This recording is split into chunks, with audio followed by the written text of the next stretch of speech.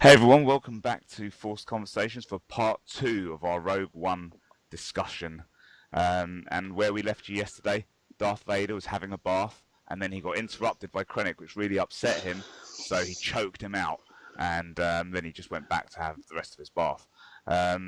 We did make a little bit of a mistake yesterday, where we talked about the Rebel Alliance meeting and then going to Eadu just before Mustafar, but what actually happened was the Rebel Alliance go to Eadu, then you get Mustafar, then it goes back to the Rebel Alliance and they have their meeting, and then we continue from there. So I'm Jay. I'm Colin. And welcome back to the show. Yay! Right, so let's go from Vader's choked out Krennic, and we've gone to the Rebel Alliance. They have their meeting. They all have a bit of a, we're not getting on too well. Look, they've got a super weapon. They're going to kill us, so we should surrender. And someone like, no, someone yes. Jyn does a little speech. Someone in the crowd goes, let the girls speak. Because I hate things like that. I just wish they hadn't put that in. And then some dodgy British actor says, "Let the girl speak." Yeah, right. and then we get like Mon Mothma going, "Look, if everyone doesn't agree, we can't go with it," which was, as you said, a little bit weak. They need an emperor or something, don't they? An emperor would be a good thing to have. Someone that just calls the shots. Yeah. And maybe has like some enforcer, some dude that would wear like a Black Knight. Yeah. Like that, Absolute power. Yeah, that would be quite good. They should have someone like that. So then we have, they all sort of go their separate ways, and Mon Mothma meets up on the side with Bail Organa, and they have a little discussion about Obi-Wan, and then she goes, "Oh, is he still around?" He's like, "Yeah, he's been hiding since the Jedi Purge," and then they mention Leia, and he goes, "Oh yeah, I trust her with my life." And then you see Bail go off through the door, and the next time you see Bail, he'll be floating around in space in little pieces, right? So we have that scene, and at this point, Jyn has like turned around and like bustled through the crowd when she thought she wasn't getting anywhere with them, and she's going off. She's decided, I'm going to do this on my own. And the next time we see her, this is now the next scene. They're outside. Jin's looking a bit down. You see Chirrut Imwe and Baze Malbus sitting on the side, and he sort of says something about how many people do you need with you to do this? And she's like, "What do you mean?" And then Baze kind of like motions that way, and she looks around, and there's Cassian Andor with a whole squad of rebel soldiers who are the people that felt like, "Now we want to do this. Like, this is important." And they have a little sort of talk about this. Is quite good actually, because he sort of says, we've all done things in the name of our cause that we didn't necessarily agree with or want to do. And he sort of mentions we're spies, we're assassins, we're all these things that I suppose generally you might consider to be bad things, and so it lets us sort of have an understanding that these aren't like the squeaky clean guys, but they believe in a certain cause, and this is what's kind of brought all these different types of people together, and they believe that they're going to do something that's going to ultimately benefit the galaxy. Yeah, absolutely. What do you think of this part of the movie, Colin? Well, this was this is where the story starts properly moving forward, and it's really from this moment that it turns into a full, the film that I wanted it to be, I think. I mean, it was good that all those fellas decided to join her, because it would have been a bit of a crap story otherwise. Again, I mean, I said about this on part 1, I was a bit disappointed with the rebellion and their approach and the lack of unity, and it made me a bit worried about that view of them, because I know you don't like them being super happy heroes kind of thing, but that's partly what what you want from the rebellion. But no, it was good, and it could have been a bit cheesy, but it managed to stay away from that. So yeah, I mean, it did. I'm still not quite sure why everyone looks to Jyn for a rousing speech every now and again. Yeah, at that point, it's a bit odd, because you've got these other people who are like military generals and stuff like that. maybe sort of governors and that kind of thing, who are people of power and they command a bit more respect. And then you've got this girl who they kind of refer to as a bit of a rogue, right? You know, and she's come along and they're like, oh yeah, listen to the girl, you know. But I guess it's sort of one of those things. You get that in all kinds of mythology, don't you? Like this young nobody comes along and like gets everyone's this is our hero kind of thing. Which it's not done so much like that. What you were saying about wanting the rebels to be like all happy heroes, I think that with this it's like they're not at this point, but the sacrifice and everything that comes of this ultimate after battle, film, that's where now you see them later on, as we've always seen them, a bit like more like good, and maybe that's after this, like, because they do make sure you remember the word hope a lot throughout the movie. So maybe it's like, you know, rebellions are built on hope. Did you know that? Right, I heard about that. So maybe that's it. It's like, I love the way she also ripped off Cardigan as well. You know, talk about taking the credit for someone else's work. What do you mean? Well, Cardigan came up with that phrase first. Oh, and she actually says it at the speech, right? He said it earlier. And then she goes, rebellions are built on hope. And it's like, hey, that's mine. Yeah. Yeah, so yeah, she did steal it. See, what a bitch. But yeah, you know, so maybe it's because of the hope that they are given from their sacrifice that they start to sort of become a bit more, well, a bit more good. But maybe we just don't really get into it that much. We don't see the inner workings, because after that we follow a group of pure heroes, don't we? You've got Luke. I think again, it's also just that in Rebels they do seem a lot more coordinated. Yeah, that's true actually, because you do have like the little meetings of different leaders. Yeah. But you know, it's a big galaxy, so that's one bunch, and this brought in a whole bunch of other things guys. Can happen between Rebels and Rogue One anyway. Things to do. Yeah. Like Ezra could go to the dark side and try and wipe them all out. That's what should happen. They would make it more interesting, but then it'd be like, you know, I already said we're not going to get into this too much, but I already said, oh, he seemed better than Luke and Anakin, and now already it's like, oh, well, why didn't he just become the new Vader or whatever? Anyway, back to Rogue One. So from here, so they have their little moment where, you know, Cassian says that, and it's like, we want to go with you. And at this point, when they all agree, and they also say, get to your ships and that, then there's a little bit where Cassian and Jyn sort of like walk past each other, and she goes, I'm not used to people sticking around like when things get bad, and he goes, welcome home. And there's almost a little bit of chemistry there, like, you know, where they sort of like gazing at each other for a second. And then this is where we get the call sign then, so they go to the ship and everything, and they're getting ready to launch. And on the Imperial ship. On the Imperial ship, the stolen Imperial ship. And you hear like the voice over the comms going, hey, what are you doing? Well, you're not meant to be in your ship. Get out of there. And they're like, yeah, this is, we're getting ready to launch. And he's like, what's your call sign? And Bodhi like looks over at Jyn, and she's like, we need to go. And he's like, and she goes, just say something. And obviously he looks at her and goes, Rogue? And then he has this, Bodhi does this a couple times where he's really unsure of himself. And then he's like, no, I have to act like I'm sure of myself. And then he goes, Rogue One. It's Rogue One preparing to launch, kind of thing. And I like, to be honest, I like Bodhi. He's my favourite. I liked him. I liked him because, and they did say this about him, that he was meant to be like the everyman. He's just like a working Joe. And he was from the Empire, but he was just a cargo transport pilot. So you know, he could have been. He wasn't a TIE fighter pilot. You know, you live in you know, that environment where the Empire are in charge, and I need a job. Okay, yeah, I could be a cargo driver. I'm a FedEx dude. You know, whatever. So so then they push off, and that's their new title, Rogue One, and they're heading towards Scarif, and Scarif is cool. Right? Oh, it looks amazing, doesn't it? Yeah, it looks like the Maldives stuff. It's cool. But yeah, I love as they come in and you see all the Star Destroyers. Ooh, nice. Scarif, man. Nice. Where did you get that? Merchoid, I think, website. That's nice. It's got like a cool. Oh yeah. That's really cool. I like that. It is cool. I've got a couple of attacks. Yeah, I noticed them humping away. At it. Very distracting. um, so yeah, I like how they've done this. So as you see all the Star Destroyers and everything, and then there's a force field around the whole planet.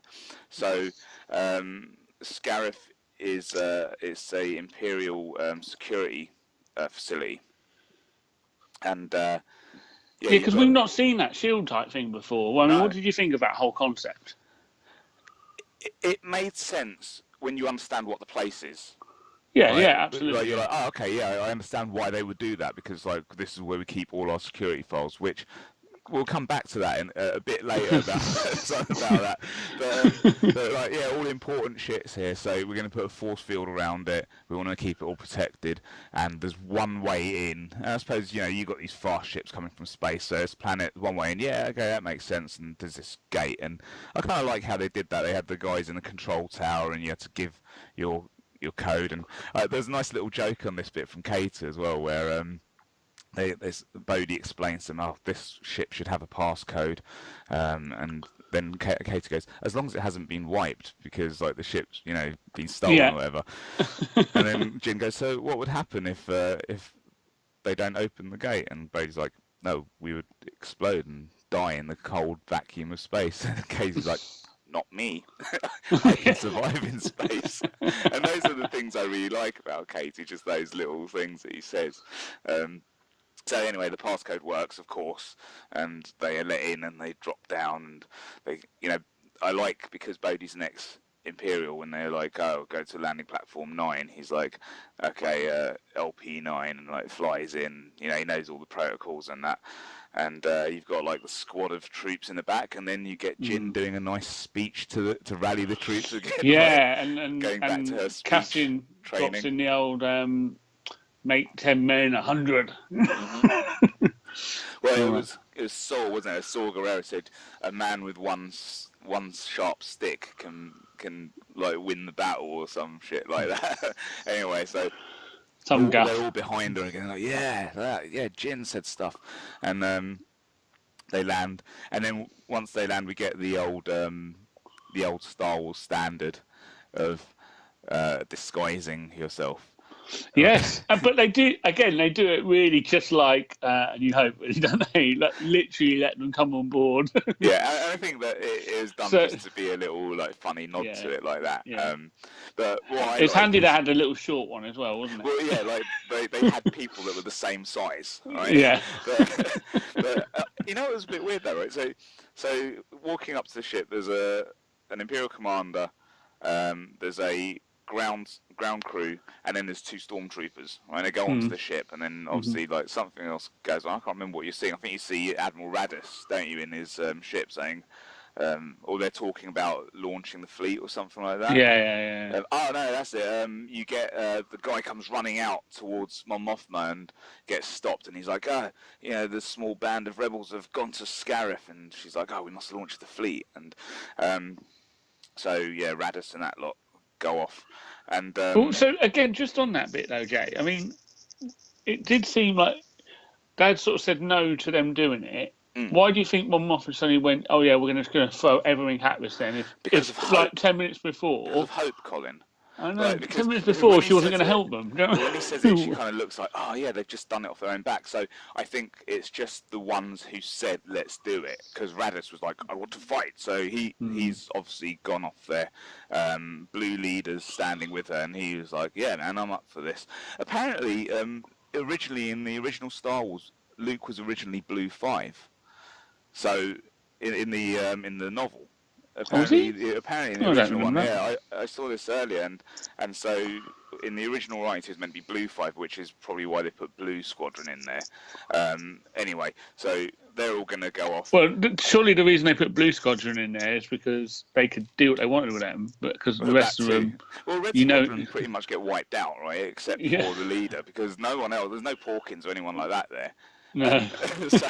Which they should have been, because if you're going to bring other people back, bring back Porkins. Why not? Everyone wants to see Porkins again. Eckhart, right?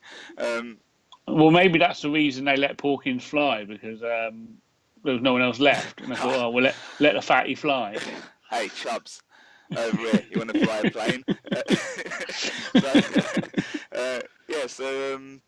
So they go back, and this is the bit that confused me. Was firstly, why did 2 of the rebel soldiers not dress up as stormtroopers? Because you've got 2 stormtroopers armors there, right? More the But merrier. secondly, there was already like another Imperial officer in that on the platform waiting around, and like Bodhi's looking out, and they're like looking the other way, and he goes, "Go, you can go now." So all the soldiers duck out the bottom and run out onto the platform.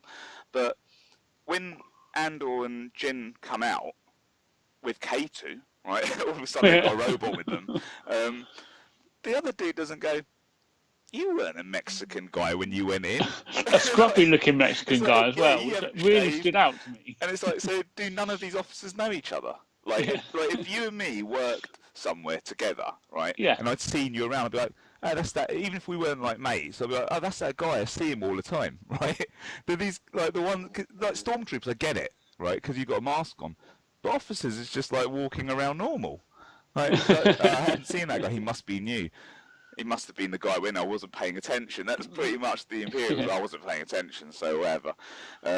So yeah, they come out, they go into the facility, and this is the cool bit, because when they go into the facility on Scarif, that's Canary Wharf.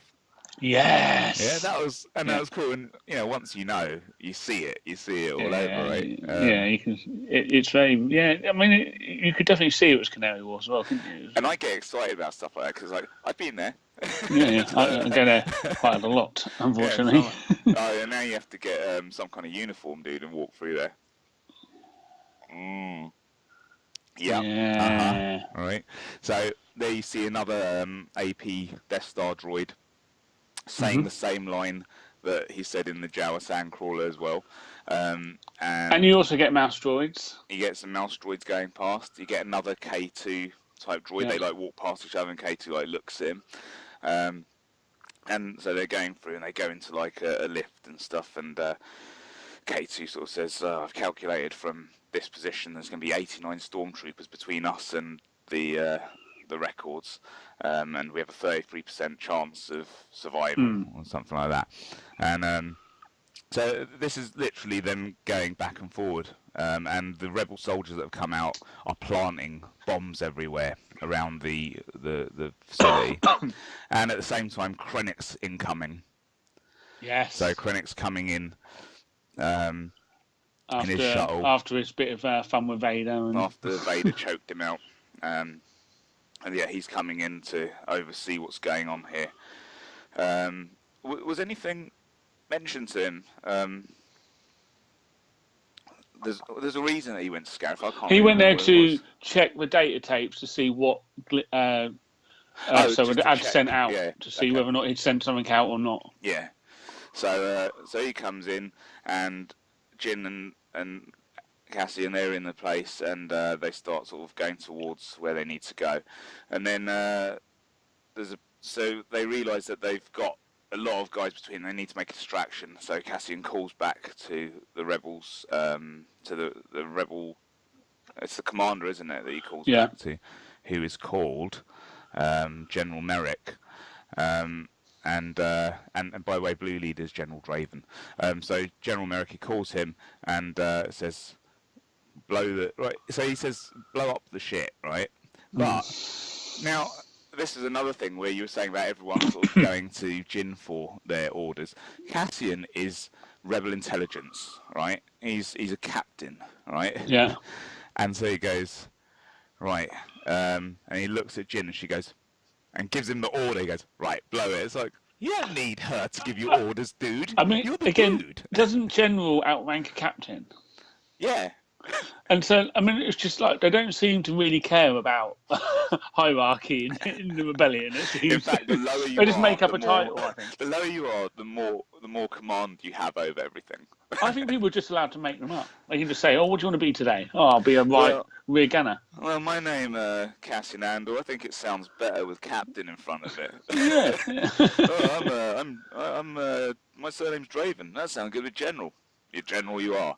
Yeah, I've got to say, Star Wars has got the most convoluted rank insignia scheme in the world as well. The Rebels and the Imperials are both mega complicated. I was reading one of the visual dictionaries again the other day, and trying to make any sense of it, because particularly I noticed I was looking at Tarkin's versus Krennic's. Uh-huh. I was trying to think, what's the difference there? And I'm like, well, there's 4. It's a different colour, but they're still the same amount, and I don't really know.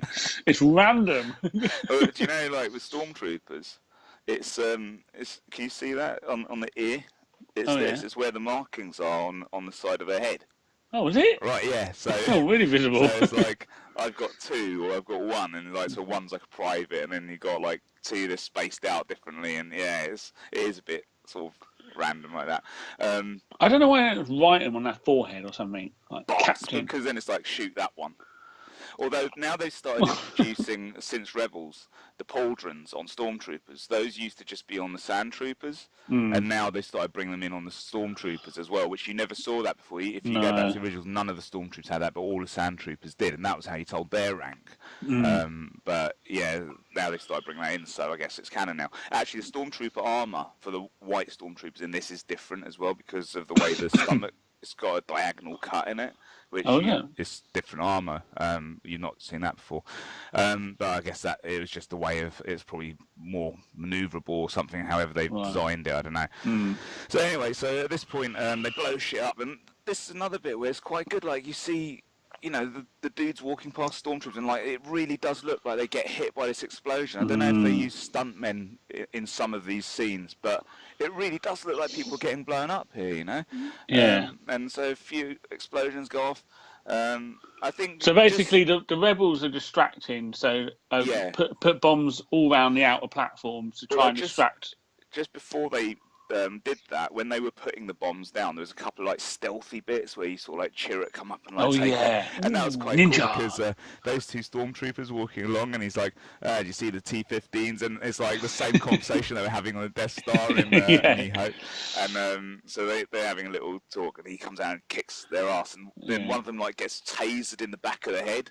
You see how he like Baze grabs and he like shoves something up his helmet, and like he gets electrocuted, and you know a couple of those get knocked out like that. And then obviously they blow everything up. Stormtroopers get blown up, and Krennic, he's standing at the window at this point, and he sees all these explosions happening everywhere, and he just turns around and goes, "Are we blind?" And then he like tells them to like, go and sort the shit out, man. And, like, again, is he in charge? No, he's not in charge of that installation.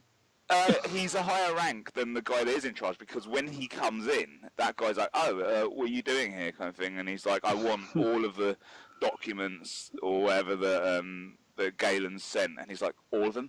Yes, get started. So he does outrank the guy that's in charge of that facility. You'd hope that the bloke in charge is actually capable of dealing with the fact that his base has been attacked, or maybe put some orders in place. Colin, we just went over this.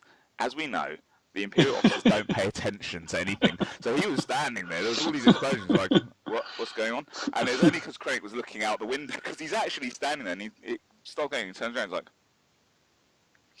oh shit, hey, there's explosions, and then he turns around. So it's like, you know, the other guys are just like, oh, and they all stand, there's loads of them, loads of officers all standing around, just like, what do we do? I don't know what to do.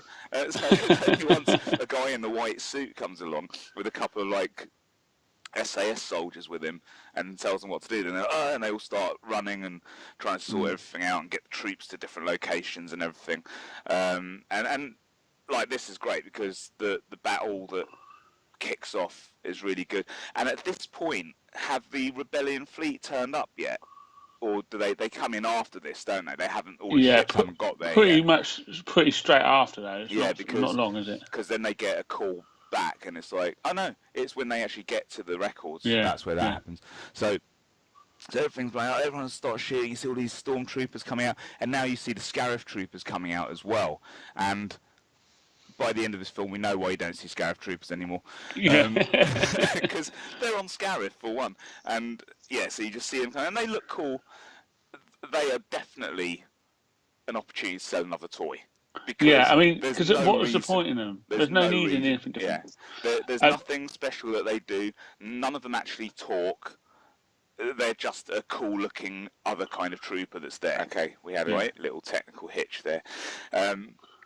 So the Scarif troopers, they're pointless, but they look cool, and I like them, and we see them shooting people. But they didn't really do anything different than any other trooper, did they? They just had nothing different. But what I did like about both the Stormtroopers and the Scarif troopers, all of them, was something that we really haven't seen in any other Star Wars, which they're using their thermal detonators. You see them like throwing Yeah. grenades a lot in this, which that was quite cool. I mean, look, they got people that worked on Zero Dark 30, Saving Private Ryan, Black Hawk Down, all those films. They had them working on this film, so they've really tried to make it more like a war movie. So you're seeing a lot more grenades, more explosions, and loads of like just crap flying everywhere and things blow up, and it really does give it a good feel. And I love seeing that because it is Star Wars, so we're really getting to see a war here, and that's cool.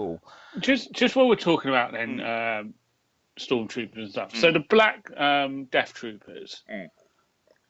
How come? I mean, why do you think the only time we've seen those particular design troopers are with Krennic? Why aren't with anyone else? I was actually going to talk about this later on because I don't know. I mean, I get the impression that there's some kind of special force. Yeah, and I get why you might have a special force. But with Krennic, we get from Catalyst that he came from the engineering corps, right? Yeah. And in Catalyst, it's often mentioned that Krennic, who was never called Director Krennic in that, like he got promoted at the end. So it's like, okay, now he's a director. I don't know where that all came in because there's not a huge gap. As far as I can, I mean, okay, there's a bit of a gap from when he collected Galen, so obviously there's going to be some filler, probably another book or a comic. This is a good opportunity to make about 17 different comic titles, so I'm sure they'll do that. But yeah, I mean, I don't know if he ends up having some kind of command over Special Forces division of Stormtroopers or something like that. But yeah, we never see them anywhere else. So in this part, the squad of them that's there, is that all of them? Is that like every one of them? Or I mean, I get galaxy, if you're going to have a special group to protect the secret of Death Star, I get that because it is such a big, massive. But then you secret. never see them on the Death Star.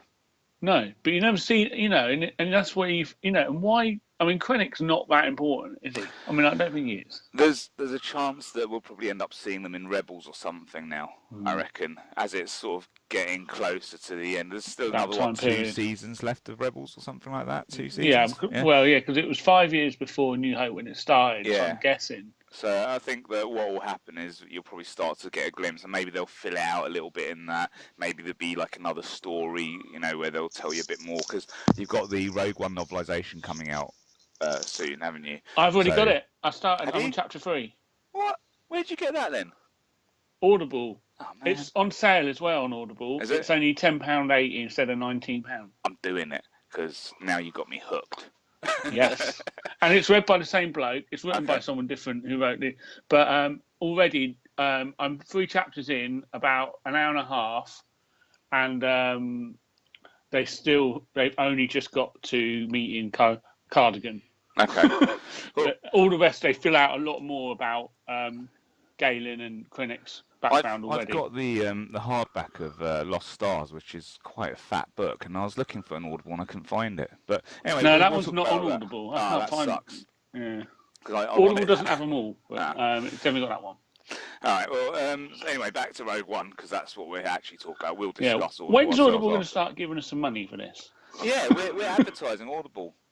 Audible's really good. You should get Audible. Yeah, they're going to start paying they should give us money soon, hopefully. So at this point, everything's getting blown up. These guys, they start making their move, Jyn and Cassian and K2, and they sort of like stop, and you see like a whole squad of stormtroopers go running past with like 4 Scarif troopers at the back of them, just so that you remember you need to buy the toys. And they run past, and then these guys start sort of going through, and they just very quickly. Oh, you see K2 like got his hand like reading data from another K2 droid, and their eyes are flashing, so he's transferring the data. And like so a USB stick. Just like that. So it is just like that. So they go to the location where the data files are stored, and it's like a giant jukebox, right, with a tape picker, right? So K2 gets on the controls and opens it up, and these guys look inside like, whoa, what do we do with this? And they go in, and K2's like, use the sticks to control it. And then I think at this point we hear that the Rebel Alliance has turned up now, and you see all the X-Wings come in. And this looks cool. This looks so cool, right? And I love the first person over the shoulder on the X-Wing. Sometimes I was like, I wish they'd do it a little bit more, because there was a couple of scenes where it's going in and then they cut away from it. I was like, I felt like I was on an X-Wing. Okay, well, watching it in 4DX was wicked, that bit. Yeah, that was so cool. What Yeah, was different? Because obviously the seats, because your seats are moving and stuff, so it's cool. Oh yeah, okay, cool. So you it's actually like Star Wars ride. Woo! Yeah, that's cool. So they come in and the Blue Squadron's there, and then you see Gold Leader, and it's like, it's Gold Leader from 77. And now, what do you think they did it? Do you think that they just took footage from A New Hope and then changed the background? You don't think they CG'd anything in? No, because you could, it almost, the actual film almost looks slightly different. It visibly looks slightly different, and particularly with Red Leader, I thought. Yeah, and Red Leader's, when he says Red Leader, he's kind of like that, looking over his shoulder. And it's kind of like when he's looking over at the Death Star, isn't it? Yeah.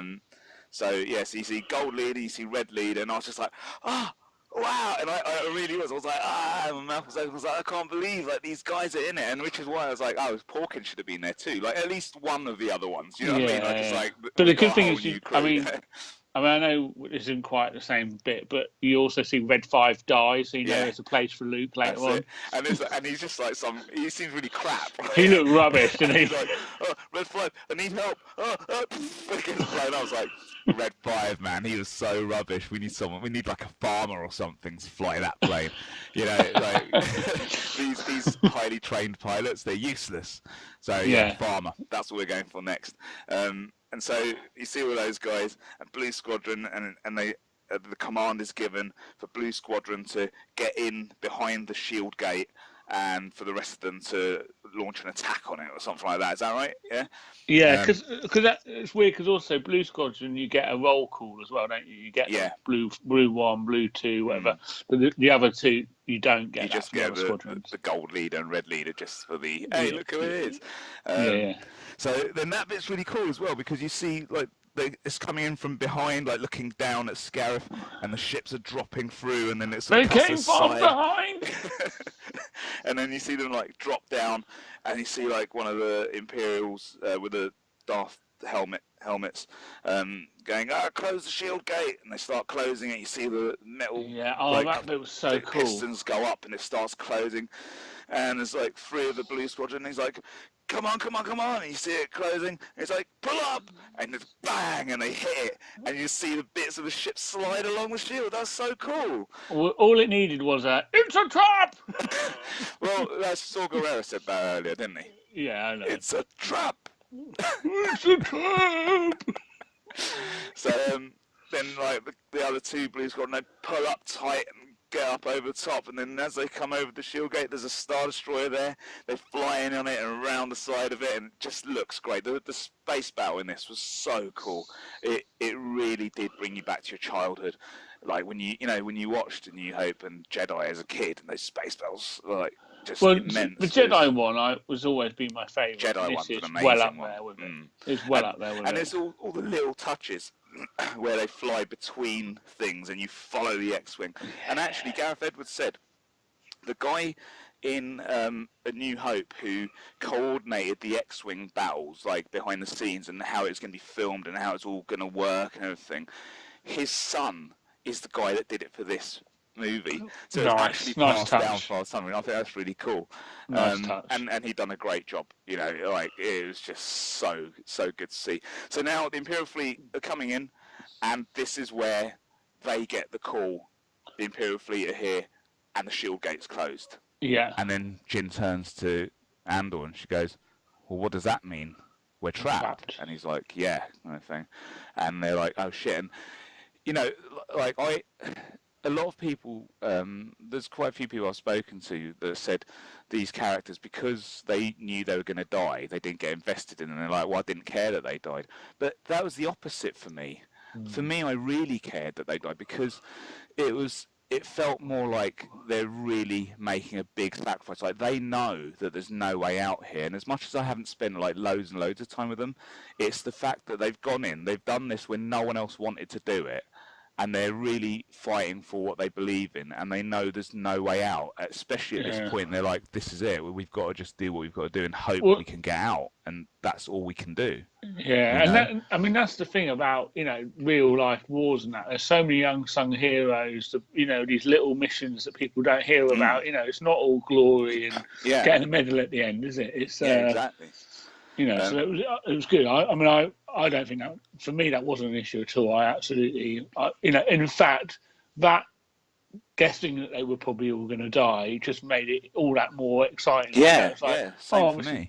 A bit sad and a bit, come on, because you know they are going to. Well, I had a pretty strong feeling they were going to die. When they're going down, you do feel for them because they are in a place where they are hugely outnumbered there as well. You know? So there's a lot of stakes in this movie. There's a lot going against them, and this was one of those times that I was really, really behind them. Like I was like, "Oh yeah, come on, man, you can do it." So at this point, Katie, like, they go in, and he's like, "Oh, you're gonna have to. You can still send the data, but we need to get the shield gate open."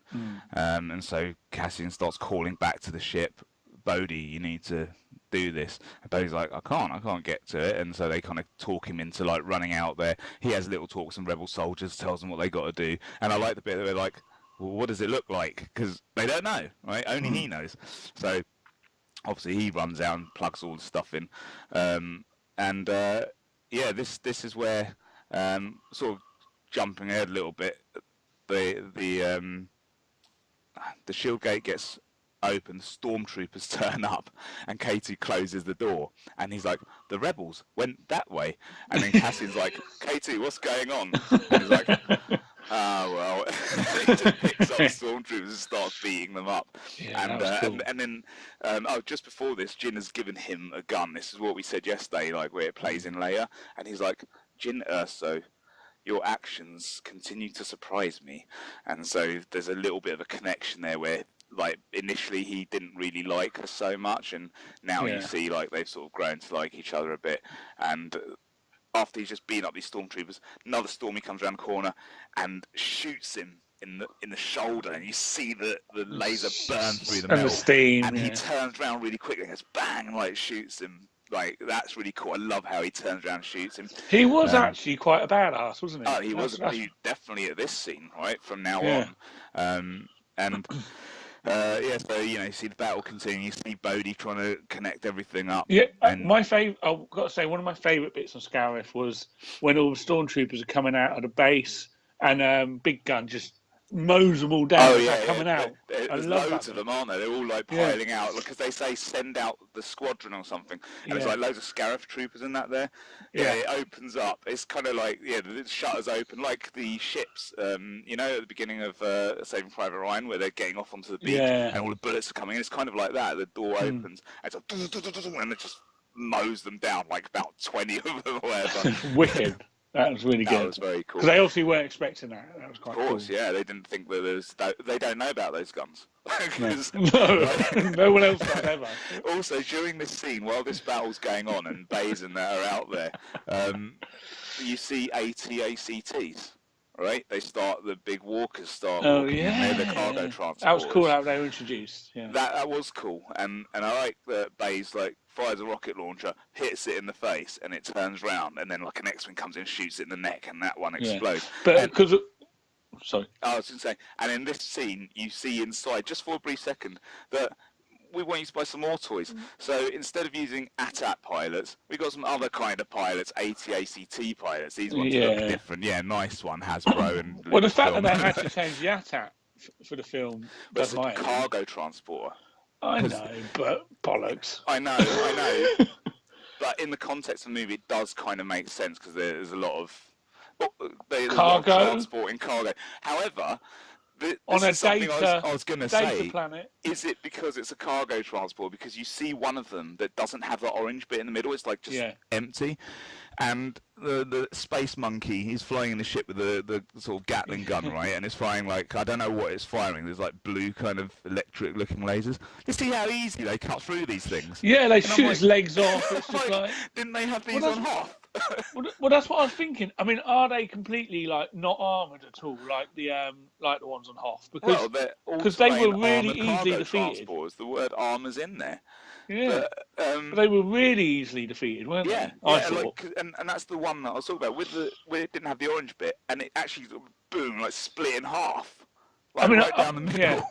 I'm like, what? And okay, I thought maybe it's because it's X-wings and they had more yeah, powerful weapons than snow speeders. snowspeeders and whatever that Gatling gun was he was using off the U-wing. He's in a U-wing, isn't he? The door's Yeah, open and he's so. Who knows? But they obviously decided that it made things too easy, so they didn't want to use those again when they went to Hoth, yeah. because they, when they Well, set up their maybe secret they base, don't work in the screw it. snow, do they? Maybe that's it. That's what it is. The cold Froze up. temperatures, yeah, and that's why they didn't have any of Baze Malba's guns there either, because they could work in snow. So you see put those in there to give us a little bit of that, and this was another bit from the trailer that wasn't in it because there's that scene where they're running towards them and getting shot, and you didn't see that, which is a shame because I kind of thought that looked cool. Yeah, but there's a lot of things that weren't in the film that was in the trailer. There's a lot, yeah. We'll talk about that in a minute. yeah. And so, yeah, Jin and Cassian are in there. K2 locks the door. No, he hasn't locked it yet. All these stormtroopers are piling in, like loads of them. And now when you see him, he's a bit burnt up and damaged, and he's like just bam, bam, bam, bam, bam, like shooting them, taking them down. But he's getting hit loads. And this was the one that made me the most sad. Because he's a robot, right? But he's like sacrificing himself, and he's just like saying to him, "You're gonna have to climb." And then he's like, "I'm locking the door," and then the last thing you see him is like, goes dish and smashes the controllers and gets shot and drops down. And there's a bullet hole in him there, and you see his eyes fade, and he's dead. And it's like, oh man. I think it was then you realise no one's escaping. That's if K2's dying, they're all dying. Yeah, so K2's dead, and you still have that moment where Cassian's like, K2, like, he's his friend, like, he reprogrammed him, and they've got a good relationship together, So Jin's like, stand back, and she blows out the window, and then they do a little sort of jump over to the tapes or data files, whatever, and start climbing up, and the battle's continuing outside. And basically what happens is Krennic starts making his way there with a couple of Death Troopers. They're climbing up to get to the tapes. Just before K2 dies, they're looking at the names of them, and she sees Stardust, and she goes, "It's me, that's my name," because that's what Galen calls her as a child. Were any of the other names relevant, Jay? I was trying to work out whether they... Yeah, Darksaber. And I don't remember what the other ones were. Yeah, there were a few others. I was just thinking, should I be knowing what these are? Are they Easter eggs? And nothing? Yeah, I don't know. There might be. I'll have to watch it again. I can't wait to watch it again anyway. And so, so he goes, Stardust, and he presses something, and a green light flashes on it, so they know where it is. So know where it is. Yeah, so they can get to it easily. Where the floppy disks are kept. Yep, where the floppy disks are kept. Hey, maybe they found that it is a long time ago. Yeah, so there's that. Everyone thinks it's the future, but it's not. It's the past. Like, they had better weapons in the past in a different galaxy. So as they're climbing up, door opens. Just so happens to be right where they are. Luckily, right? Krennic and his Death Troopers are there, and this is like you see the Death Troopers. This is the first. You've seen them execute people, but you've never really seen them shooting anyone, and they're a bit crap in this bit. So Cassian's like hanging off with one arm, and he's like bam, bam, bam, shooting. They're shooting back, takes out the Death Troopers. I like that you saw one of them like fall, and you could just hear the static from his radio as he was screaming. Oh, sorry. Earlier on, K2 says I have a bad feeling about this line. Oh yes, he does. Well, he gets cut off. I have a bad feeling about quiet. Because obviously this whole, from the viewpoint of seeing Krennic's feet and that, was very reminiscent of the Stormtroopers on the bit where Luke's got to swing across. Yeah, and it was very much like that.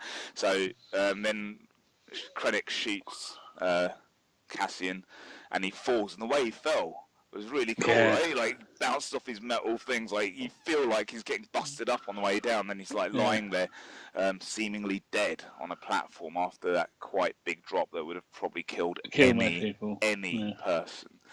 And so Jin's round the other side, so he can't get to her, so he walks off. He's like, screw it, and then leaves. She climbs up. They got the tape just before he starts shooting, don't they? So she climbs up to the top, and there's a little hole in the ceiling that, for some reason, there's a hole with like doors that just open and close randomly. It's like, hey, yeah, sure, why not? Like, that's what we would have here. Yeah. There's going to be an explanation. It's like some kind of vent, but you can have too much air in there or some bollocks like that. I don't know. So she gets out of there, and then she's climbing up onto the platform, right? That's the next thing you see, isn't it? I suppose Well, you see a bit more of the space battle. when do you cut to? Oh, there's a cut there, isn't there, with Tarkin? Yeah, Is that right? Where he says something about getting Lord Vader. Where he says, there's something going on at Scarif. He's like, I need to speak to Krennic, and he goes, he's there in Scarif. Make the jump to lightspeed. What about the fleet? And then he goes, inform Lord Vader. So basically, the Death Star's gonna jump to Scarif, and the Vader's being informed about it as well. So he's like, try and have a bath. Yeah. What the hell, man? Or rubber ducky. I know, he's sitting there playing with it. He has to use the Force, he's got no arms. So he's like forcing this duck around his bath, and then he's getting interrupted by Tarkin this time. So they go over to Scarif, and the space battle's going on. She gets out onto the platform, and the Death Star, meanwhile, has obviously arrived here. We just haven't seen it yet. And this is the scene where you would have seen in the trailer the TIE Fighter come up in front of her. But apparently what happened was, in that scene, an X-Wing comes by and shoots the TIE Fighter. Right. And they just thought it was going to be too much like when the AT-AT gets shot, so they cut it out. That's all that happened there. They're like, it's very, very similar to the scene that happened like 2 minutes ago. But that would have been cool. It would have been cool because it did look very, very cool. But I guess in the story, it didn't really play much of a part other than she sees a TIE Fighter, and that's it. So considering such a major part of that trailer, though, it was disappointing it didn't happen. Yeah, I mean, it threw me off because I kept looking for it. I'm like, well, what's going on? When's it going to happen?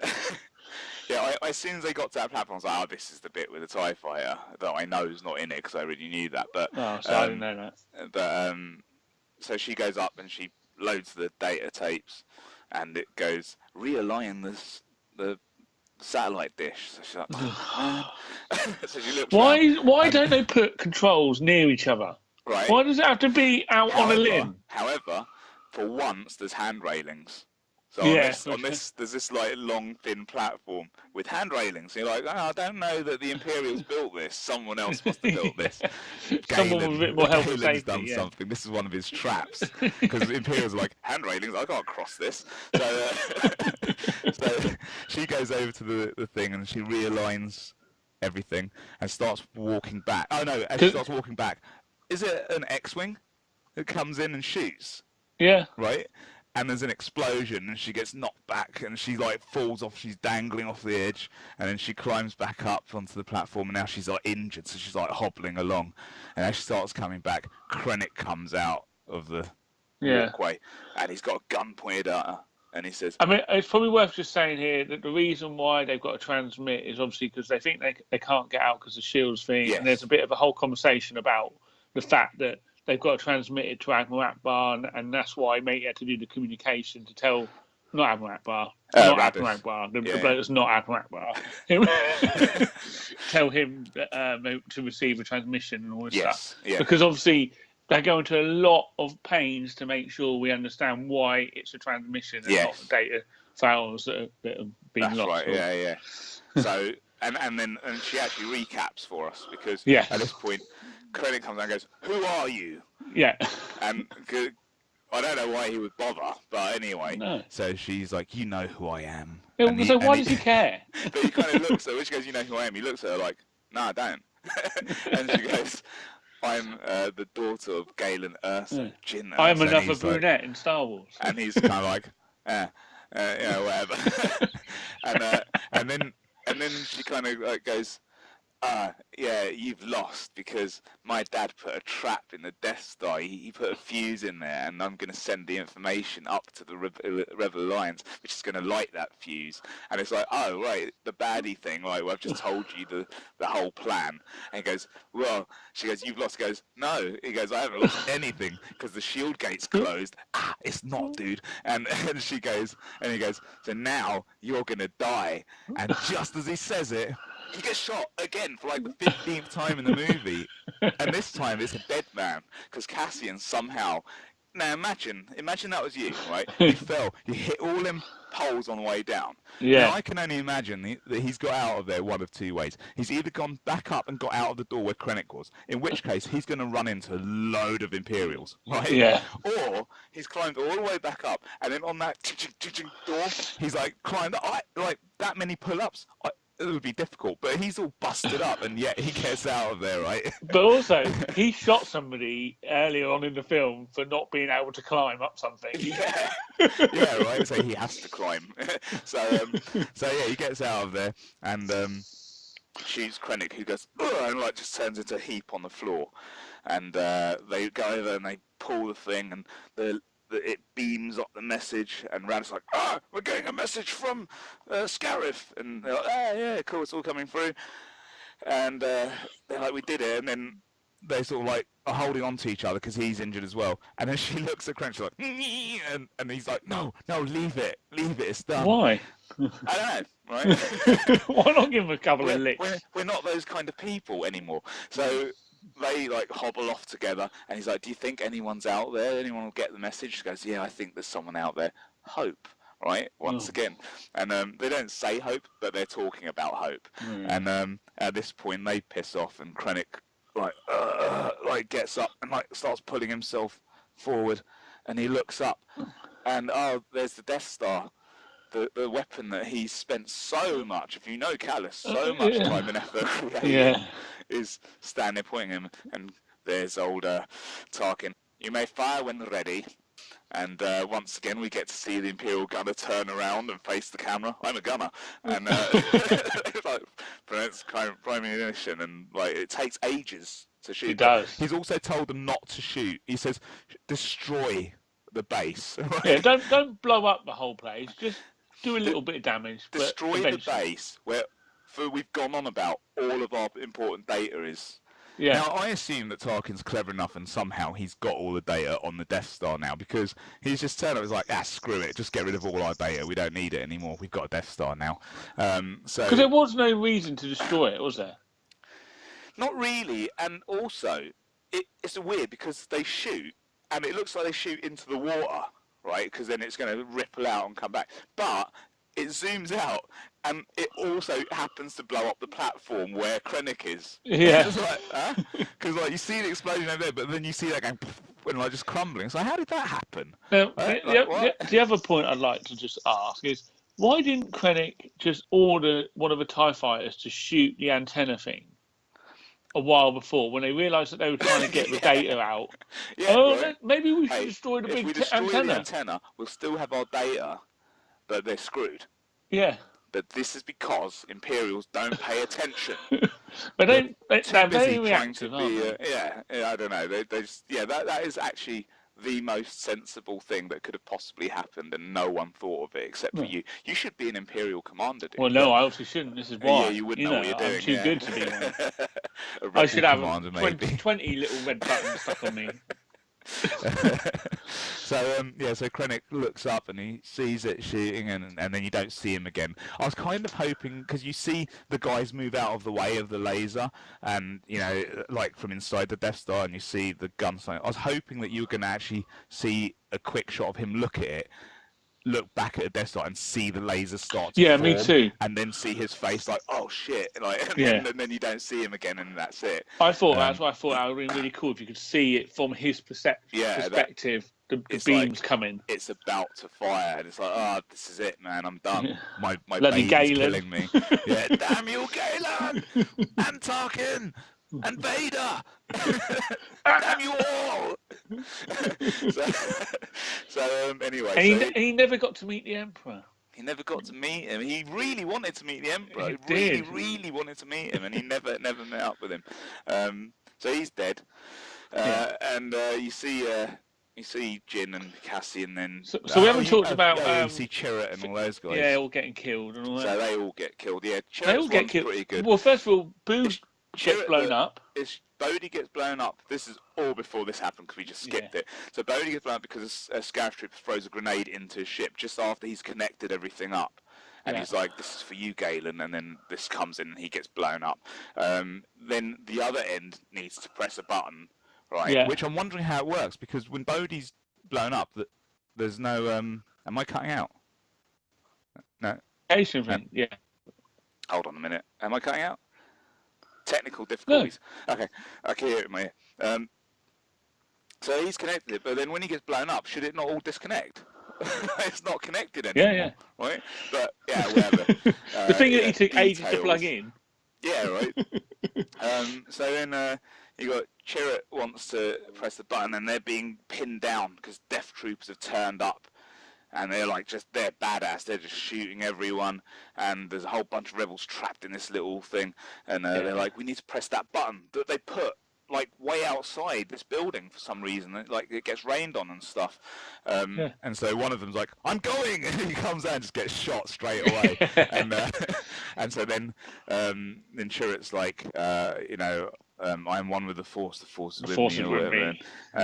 And then he starts walking out towards it, and the Death Troopers suddenly can't hit him because the Force is guiding him, and he gets up to it and presses the button, and then the Death Trooper just throws a grenade and blows him up, and he goes flying ragdolls to the ground, and then Blaze is like, no, and goes running out with his good gun, and he starts popping off a couple of Death Troopers, and he takes a couple of hits, and he shoots a couple more, and he falls down next to him, and he's like, Chirrut, I love you, and then he starts chanting. He did love him. Yeah, they are. He's his protector, isn't he?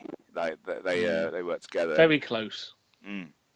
And so then he starts chanting the old Force mantra, and he stands up and he's like going through and he's shooting at Death Troopers, and then he gets shot in the leg and he falls down, and this Death Trooper comes over a ridge with a grenade and he shoots him, and he falls and rolls down towards him still holding the grenade. And this one looked really good as well, because when it blows up you see Baze's face, and you kind of see the explosion into the side of his face, and it just cuts away, so you don't see it but you did see it, kind of thing. So he's dead. So now they're all pretty much dead, and the rebel soldiers, I guess the rest of them just get wiped out because you don't really see those guys. Then you see, so all the other stuff happens with sending the message, and Krennic and the Death Star shoots and blows everything up. And so then you see Jin and Cassian, like in Deep Impact, sitting by the beach next to each other, and he's like, your father would have been proud of you. And they see all this explosion coming across the ocean towards them, and they give each other a hug and they hold each other. And it's really quite sad actually, because it's kind of almost it looks like it's getting to dusk or something, and it's all going down. They made it look very nice, and there's a bit of fanciful music around it, sad music, and it wipes them out and they die, and then it cuts to space and you just see this big explosion on Scarif. And then it goes to Raddus goes, Rogue One, may the Force be with you. Yes. Who out of all the Rogue One's deaths, whose was the one that you felt the most about? K2. Yeah, mine too. It's bad, isn't it? K2 was the one that because his was sad because he was getting shot to pieces, loads of them were shooting him, and he was still struggling on and getting hit. And then after him, it was probably Cassian and Jin, because these are actually the three characters that you ended up focusing on most. The others were good, but they were kind of supporting characters. Now, they weren't so main. Did Jin and Cassian really need to die? Couldn't they have found a ship and flown off? No, they needed to die because. But they didn't even try to find a ship and fly off. But they were really injured at this point. She isn't. No, she was as well, because of that explosion on the platform. When you saw after that, she was limping. So both of them could barely walk. And it was almost everything getting blown up around there. There's stormtroopers and stuff all over the place. I think it would have been a bit difficult. I'd expect that in that situation as well, other than exploded ships, any that were sitting around would have taken off. right? You wouldn't leave them around. So I mean, I was sort of thinking of it from like they did need to die. It made it feel for me a lot, as I said earlier, like a lot more like a big sacrifice. Yeah. Oh no, I think for the story it was the right thing. I just question whether or not they would have made Their more of an ship was effort to try and destroyed. escape. The only ship they knew they could go to was already destroyed, so they would have to find one. You know, and yeah, they're probably all taken off or blown up in the battle. So then, you know, now you're in space, and Rada says to the fleet, "Prepare to jump." Right? Yeah. And this is Oh, so but badass.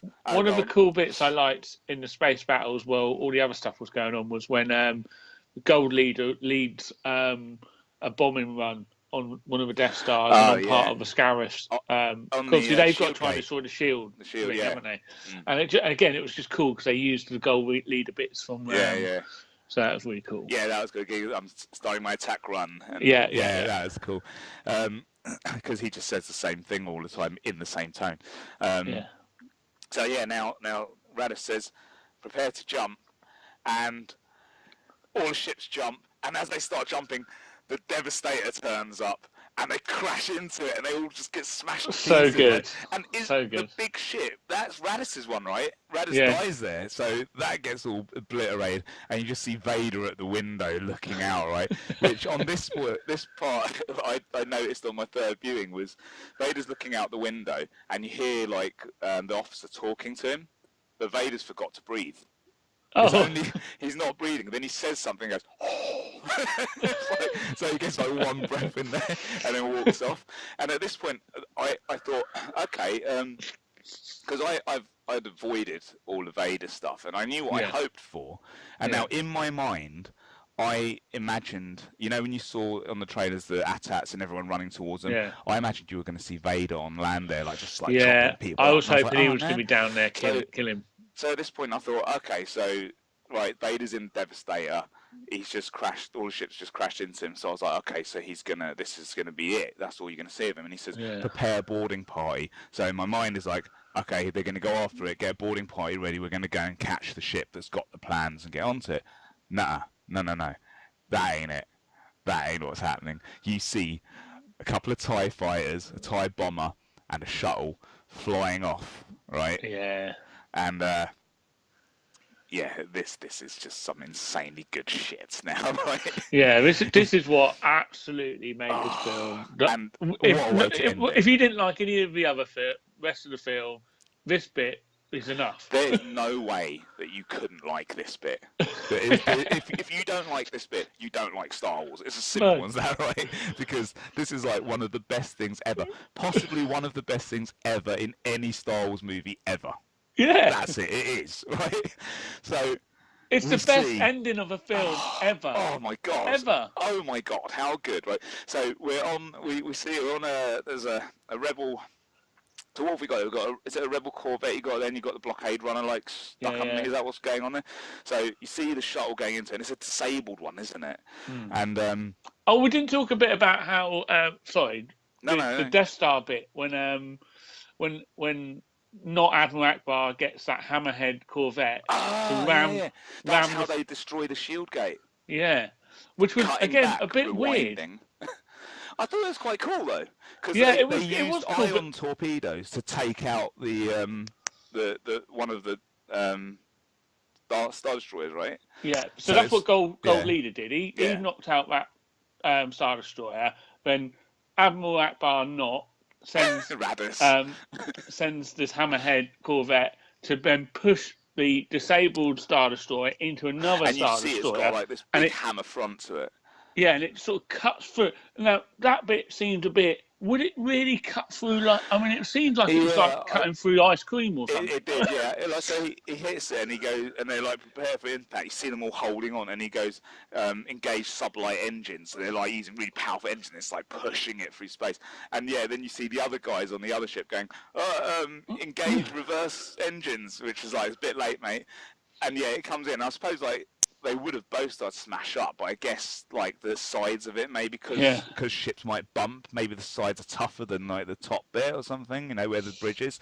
Mm-hmm. So it starts smashing through it, and then you see both the ships go down. And that's how the shield gate gets destroyed, and then we know the rest because we've already gone over it. But it was a very cool bit. How could we miss that? Because it's such a really cool bit of the movie. I think it's all the excitement leading up to where we're going. So then you also had the bit before that, when the Death Star had turned up. The officer says to Tarkin, "What about the fleet?" And he goes, "Lord Vader will deal with the fleet. Prepare to fire." So that's where he's going to shoot Krennic. Yeah. And you're like, "Oh, Lord Vader, he's going to come back." So when the Devastator turns up, we're like, "That's Lord Vader dealing with the fleet." Lord Vader sends a landing crew off to land on the ship that's all disabled there in space, and you just see rebel soldiers inside, and they're trying to, the alarm's going, and they're like trying to upload this data, and you see it coming down, you see the countdown on it. He's like, "Got it," pulls out a disc, right? It's like more like a credit card looking thing, really, with some gold on it. And he pulls out, and they start running down the hallway, and they get to the door, and he opens it, and it's stuck. And then the lights go out, and he's like, and he said, and all the rebel soldiers turn around, and they all like point their guns, and then in the darkness, you just see. And this red lightsaber lights up, and Darth Vader is illuminated in red, and he's just standing there, and you hear the breathing, and all the soldiers look like they've just shat their pants, right? Because Darth Vader in this scene is like every great horror villain put into one place. Oh, and he's basically the Grim Reaper, isn't he? Oh, these guys look at him, and they're like, firstly, he's legendary. Like, they've never encountered him before. Yeah. And now they're like, "I think we're about to die." So they go, "Fire!" and they just start shooting. And then Vader's like, bam, bam, bam, just like blocking every shot that comes at him. Using the force. And he like flings a dude up to the ceiling. And when he pushes him up, he like makes a fist and he's like walking like that. And he's like ding, ding, ding, blocking everything. And then you see him go past the dude and then go like that and cut him in half. And the dude just like falls to the ground, and he's like flinging people up, choking them, throwing them against the wall, pulls all that guns down, to him, doesn't he? Pulls all the guns, like throws the guns past him. Now they've got no weapons. He's just like hacking them down, and the dude at the door's like, and he like going to the guy, and now it's like, help! He's like, take it, and it's like, it's more than my life. Take this. This is the most important. But he should have given it earlier. I mean, because they could have got away. He was calling out to people, but they're just like running off. You see him on the outside running, and you see a guy take it, and just as he takes it, you get to the other side of the door, and like Vader shoves the lightsaber straight through the guy, and like cuts into him, and then the door gets flung open because Vader can open it with the Force, just flings it open. All these other soldiers running away, and Vader's just like hacking. You see like from a sort of like low shot, Vader's just hacking people down. He's just like relentless. He's like the Terminator. Like there's no stopping this guy. He's going to keep coming. And a couple of them get through another door, which is Tantive 4's entrance, because we recognise it from A New Hope. And they close the door, and he's like, launch, and they pull the lever, and you see like the pistons come off, and the ship drops down. And then this bit, I loved this bit so much. You see the fucking opening into space, and Vader walks out there, and he's standing on the edge with his lightsaber, looking out into space, cloak billowing behind him, and he's just got like a squad of stormtroopers standing there, and he like closes his lightsaber, and you can just see him watching the ship go into the distance, and it's just like, fuck. He's pissed off, man. I'm just like, what, everyone out, and you still go away? And he's just like, he's gonna like, I'm coming for you now, this is it. You're mine, motherfuckers. And then they're just like zooming off in space, and then that's it. And I lost my shit, man. I was trying not to scream when this was happening, so I was like, it's like, they're doing stuff. I've always wanted to see this.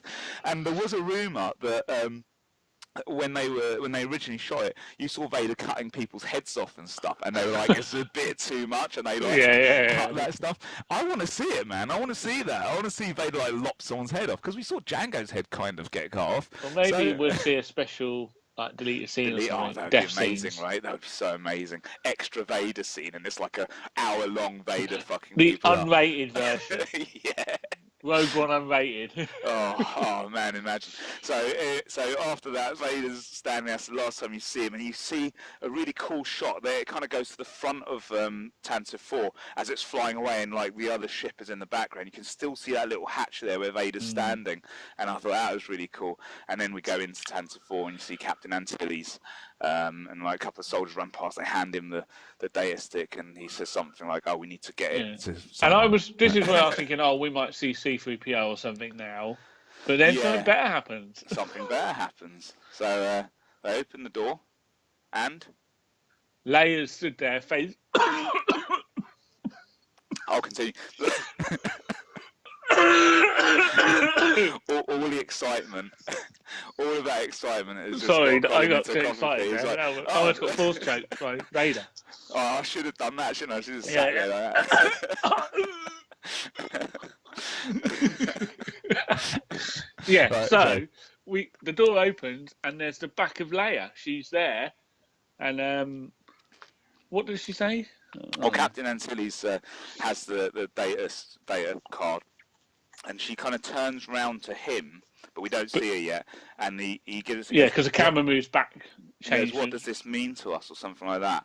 And you kind of see the side of the face. You're like, wow, oh, look at that. She looks really good.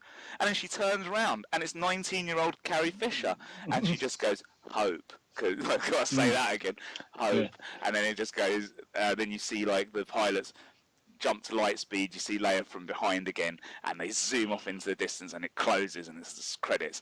And that was cool. I mean, look, the CG on them was amazing. Like you could see, it's not quite there. Like the eyes, was not quite. She wasn't quite as good as Tarkin, but even so, I still like when she turned. I was like, wow, like it was amazing to see that, right? To see that they could actually put her in there, and the voice sounded exactly like her. It must have been her doing the voice, surely. I don't know if they got, because she talks like that now, but maybe I don't know if they like got her and maybe edited the voice, or if they used another actress who does maybe her voice on the cartoons, or I don't know. Oh, because she's been in Rebels, hasn't she? I guess. So. Yeah, so it could be her maybe, but yeah, what a great way to finish the movie. Like you got Vader and you got Leia, like back to back. I mean, literally, that film finishes, and it could be like literally about minutes that. Star Wars cut the end credits off and cut off the crawl on Star Wars and join them together, and put like a wipe, you'd be like, oh, okay, now we're in the New Hope, and it is. It's supposed to be 15 minutes, so I suppose that's the time it took Vader to get back to his ship and go track that ship and jump after them, and then that's it. So that's where we're at. Overall, man. So your overall thoughts then? Well, I mean, it's pretty obvious we loved it. To me, it was an amazing film. I think the music let it down. Just the last bit on the credits, basically, we get the full Star Wars music on the credits. Proper one, Now, again, to me, I don't know why we're okay to do it at the end and not anywhere else. That, to me, seems, again, I think if they're going to have this sort of stance about not having the music, then don't have the music. Yeah. And because the credits were done exactly like a standard Star Wars film, weren't they? Exactly the same. So that was a bit weird. There's a couple of bits with the music that were jarring where it didn't work so well. There's a couple of bits, as I said yesterday, that I quite liked some of the bits of music, but it was a bit hit or miss, and there was nothing that was a little bit like Episode 7 wasn't hugely memorable. I couldn't hum any of the tunes now, and I've seen it 3 times. I still don't know. No. So, this is the thing. My point I was going to make on the first part of this video, which I forgot, was that because I just rewatched Guardians of the Galaxy as well recently, and obviously they used the Avengers Marvel music in that film. Yeah. And when I first saw that, I thought that was weird. But actually, now that every Marvel film uses the same music, or the same variations on the same musical score, it still brings it into the same universe. Yeah. And so again, I think that's what they should have done with this film. I don't think they would. I think that was their biggest mistake, because the music is such an important part of Star Wars. It really is. Yeah. And really I think that's what I think. If they had the right music, I always remember I bought a Superman game on the PlayStation 3, I think it was, and it was it was a rubbish game. But it was flying around the thing, and it was really rubbish. It didn't have any of the normal Superman music. And I remember one day I just put on my earphones and listened to the John Williams theme while I was playing it, and the game was so much better. Right, yeah. Just Yeah, because it does make a huge difference. It really does. Like, and even if it was just like some of the theme tunes, like, you know, that were a bit more, you could add like overall different score. Like the intro probably should have had, as you said, a bit more like the Rebels one or something. Yeah. Stuff that people are more familiar with. I know they want to go in a very different direction, and I don't mind not having the wipes and all that kind of stuff, and it had a different look. That was cool, but you still have to put some stuff that you're familiar with. Like if you put that kind of sound in there, you know, the Imperial March and that kind of stuff when Vader's around, that would have been cool. That would have made a big difference. And we never got the slow Imperial March theme that's in the trailers either, did we? No, and that sounded really good. Yeah. So that was a shame. Okay, so but overall, I thought it was awesome. You know, Yeah, me too. I think we're going to have to wrap up now because it's getting near to the time that we've got to cut off. But yeah, overall, I thought it was awesome. I can't wait to watch it again. I'm going to watch this movie tons. I really can't wait. So yeah, I hope that everyone watching enjoyed our coverage of the movie. You should have a good idea of what happens. Hopefully you've seen it, because you know we did say yesterday spoilers, so if you're watching it and you're spoiled, it's your own fault, and or you should cut off by now. Or just think of it as a service, and we've saved you a load of money. You don't need to see it. We've just told you it all. Yeah. yeah, we told you some bits in the wrong order, but whatever. You know, we get there in the end. Yeah. Right. So anyway, we'll be back next week with a normal episode. You know, follow us on our Facebook group, which is Forced Conversations. You should join and you know, chat to us on there. You should like this video. We would really, really appreciate some thumbs ups, and we'd also like you to subscribe to the channel and leave a comment below. Talk to us. Let us know what you thought of the movie, what you liked, what you didn't like, and just generally have a chat with us. We're on Twitter at #ForcedConvo or @ForcedConvo. And email us at forcedconvo@gmail.com. Yep. And you can get me at _J_tank on Twitter. And I'm at Captain Colin on Twitter. And you can also get me on Facebook, but not Colin. Well, I don't mind. Someone's actually broken that rule already, so I thought, all right, I'll let you talk to me. So, but you've got to join the Facebook group, because that's where we're going to be talking more about this, and that's where we want to really get the discussions going. So, our ban of spoilers is off by next Wednesday. So that's really when we want people to start talking on the Facebook group. Yeah, there's a week of spoilers, and then. What else? That's it, really. So, yeah, we'll be back next week. So thank you for watching both episodes. Probably the sound's better on this one because I screwed it up yesterday. Yeah. And next week, we're going to review the holiday special. Oh, yeah. Hell no. That's your homework, Jay. You've got to watch that before next week. I've watched it anyway. I know. But watch it again for fun. No, I'm not doing that. Right. May the force be with you. Always. Into the pistol. Failure on the test.